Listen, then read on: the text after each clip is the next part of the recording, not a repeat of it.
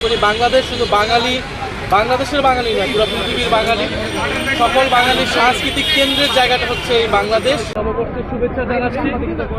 আমাদের পহেলা বৈশাখ আমাদের একটি আত্মপরিচয়ের দিন, আমাদের জাতিগত আমাদের যে আত্মশিকড়, সেই শিকড় অনুসন্ধানের দিন হচ্ছে পহেলা বৈশাখ।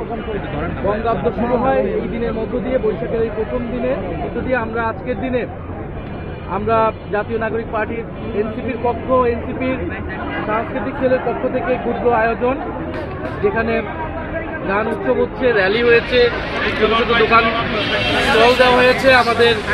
আমাদের যারা এখানকার শুভাকাঙ্ক্ষী সমর্থক আসছেন, আপনাদেরকে শুভেচ্ছা জানাই, কৃতজ্ঞতা জানাই। আজকের দিনে আমাদের প্রত্যাশা অনেক বেশি। আমরা চাই বাংলাদেশ বৈষম্যহীন যেই নতুন দেশের জন্য আমাদের তরুণ প্রজন্ম রক্ত দিয়েছে, জীবন দিয়েছে, সেই নতুন বাংলাদেশ আমরা প্রতিষ্ঠা করতে পারবো। আমরা আজকের দিনে স্মরণ করছি আমাদের জুলাই গণঅভ্যুত্থানের অন্যতম সারথী শরীফ ওসমান হাদী, যিনি পহেলা বৈশাখ নববর্ষ অত্যন্ত আনন্দ উৎসাহের সাথে উদযাপন করতেন ইনকিলাব মঞ্চ থেকে।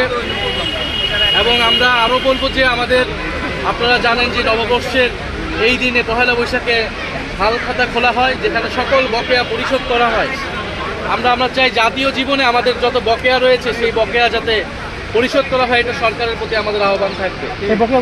সেই বকেয়া হচ্ছে জুলাই সনদ।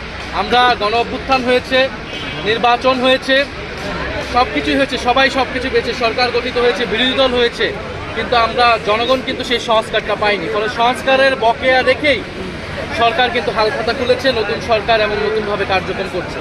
ফলে জনগণের কিন্তু বাকি রয়ে গিয়েছে, রক্তের দেনা, রক্তের শোধ ঋণ রয়ে গিয়েছে।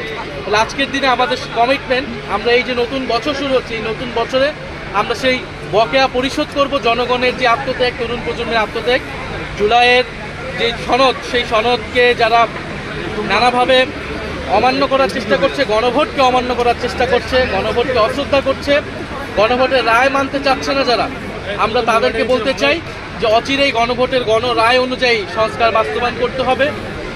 জনগুরুত্বপূর্ণ অধ্যাদেশগুলো তারা বাতিল করে জনগণের সাথে তারা বেইমানি করেছে। আমরা আশা করব দ্রুত সময়ের মধ্যে নতুনভাবে সেইগুলোকে বিল এনে আইনে পরিণত করতে হয়। আপনারা অলরেডি দেখেছেন যে মানবাধিকার কমিশনের, গুম কমিশনের সকল সদস্যরা কিন্তু পদত্যাগ করেছে।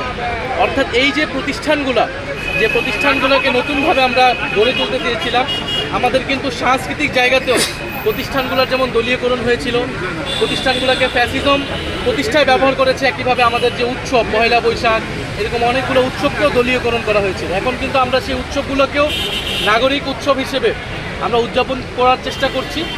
একইভাবে আমাদের সংস্কারের যে লড়াই, একইভাবে আমাদের সাংস্কৃতিক যে মুক্তির লড়াই, সেটাও চলমান থাকবে। আমরা মনে করি বাংলাদেশ শুধু বাংলাদেশের বাঙালি নয়, পুরো পৃথিবীর বাঙালি, সকল বাঙালির সাংস্কৃতিক কেন্দ্রের জায়গাটা হচ্ছে এই বাংলাদেশ।